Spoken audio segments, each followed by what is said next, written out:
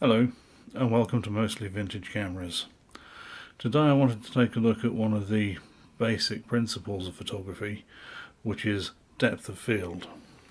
And I've chosen this Master V35 camera as a simple example of an all-manual camera made in West Germany in 1958, about 9 years after Germany was divided into East and West.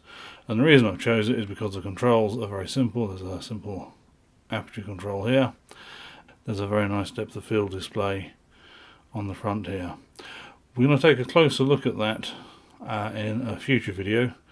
It probably doesn't look like your camera unless you're using a 1958 manual camera, but most cameras do have a depth of field scale, or most lenses perhaps I should say. This is a little Minox. We've got focus at the front, we've got aperture at the back, and between them, this little ring here is the depth of field scale. And then if you go for a more conventional single lens reflex, once again we've got focus, aperture, and between the two we have a scale here indicating depth of field. But before we get into all of that, let's get a grasp of what depth of field is and what affects it. So the thing that most affects depth of field is the aperture you select. There are three things that affect depth of field, of which the aperture is the most obvious one.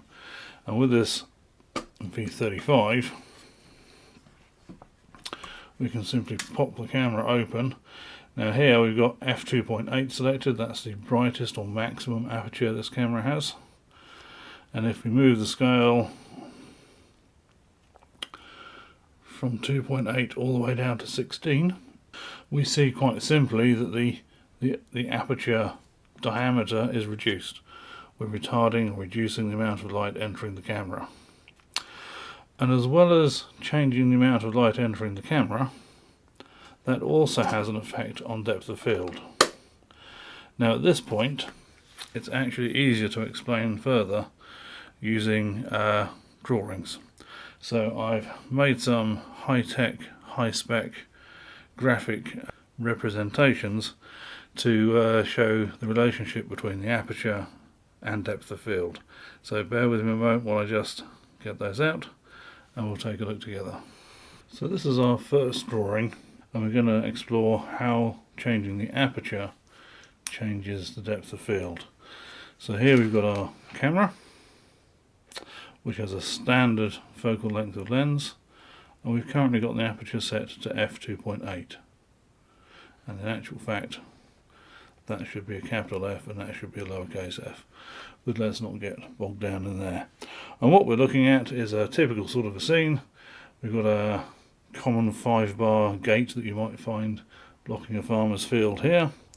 We've got a stick figure in the middle, and we've got some mountains in the distance. Now we've focused on our stick figure. That is the focus distance, what you might call our plane of focus. Now just because we've focused here, it doesn't mean that everything immediately in front of or behind the subject or the plane of focus is going to be blurry. There is an area of acceptable sharpness either side of the plane of focus, and that area of acceptable sharpness is called the depth of field. And we can see I've represented that here with these dotted lines. So at f2.8 we get a little bit of acceptable sharpness in front of the subject and a little bit more behind the subject. Depth of field always extends further behind the plane of focus than it does in front of the plane of focus. And we can use that creatively. If you want to take a photograph of a person and we don't want the background to distract us from the subject, we can use this wide, fast aperture of f2.8, and that will throw the background out of focus, and our sharp subject will stand out more prominently from the blurry background. But let's see what happens if we close an aperture down a little bit. And here I've actually got the right notation. So we've gone from f2.8 to f8. We have the same plane of focus, and our depth of field has extended. And now we're getting the mountains a little bit more in focus, and almost the 5-bar gate in the foreground is sharp. And obviously we can figure out that if we close the lens down further to f16, and get that in frame, we still have the same plane of focus, but our depth of field is extended all the way from even beyond the mountains to a point in front of the subject at the 5-bar gate. So now if I want to make sure that the foreground interest and the background interest are all sharp, or acceptably sharp, I can use a smaller aperture. Of course, if I use a smaller aperture, I then need to use a longer shutter speed to avoid camera shake. Beg your pardon, I need to use a longer shutter speed to avoid underexposure. At that point I may well need to use a tripod to avoid camera shake. So that's the relationship between the f number, or the aperture, and depth of field. But there are two other things that will affect depth of field. And the next one is our lens focal length. So if we use a wide angle lens, we have the same plane of focus, but we've got a lot of depth of field with a wider angle lens. If we move to back to our standard lens, we've already seen we get this amount of depth of field.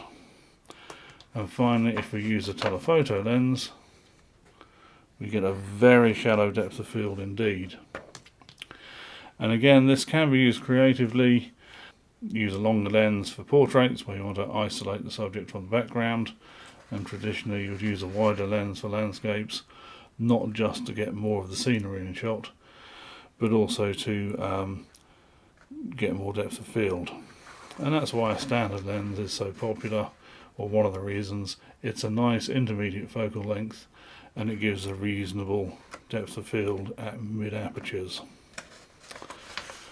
So lastly, what happens if we change the plane of focus, the distance at which we've set our focus? So we've no longer focused on our stick figure, we're actually focusing on the foreground. Well, now we've cut back our depth of field quite a lot. The nearer our plane of focus is to the camera, or to the lens, the shallower our depth of field will be. If we move our plane of focus forward a little bit, our depth of field increases slightly, and now we can just about get acceptable sharpness in both the foreground interest and the stick figure. And of course, as we move the focus further away, now we're back on our stick figure, and we've got the most depth of field the further from the lens we focus, so the nearer to infinity. So those are the three things that affect depth of field. Now, I did mention that this little camera, let's brighten this up a little bit, there we go, has a scale with the apertures marked either side of the focus plane, and that we can use to understand how much depth of field we're getting at any given focus distance. And I'll make a second video where we take a closer look at this and we learn how we can use this scale to maximise our depth of field and also achieve the magical, much spoken about hyperfocal distance very easily. For now though, thank you for watching. I hope somebody has found this of interest or use. Apologies for the basic crude diagrams, and thank you for watching again. I do appreciate it. All the best.